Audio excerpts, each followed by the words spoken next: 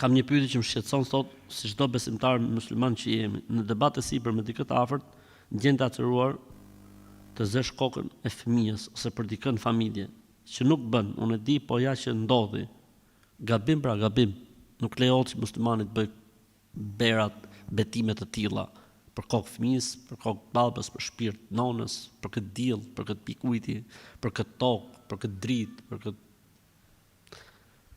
lejeni këto muhabete se janë xahiliet.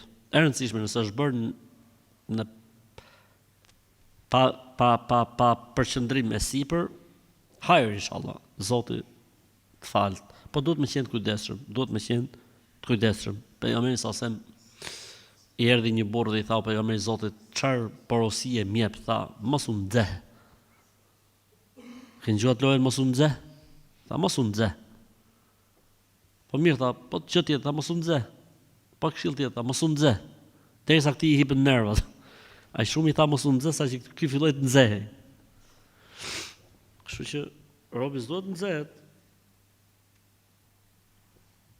Sepse kur njeriu nxehet, loz shejtani me të, siç loz fëmia me topin. A lodhet ndonjëherë fëmia duke përdor topin? S'lodhet. Kështu dhe shejtani me njeriun e nxehur. E përdor në ekstrem.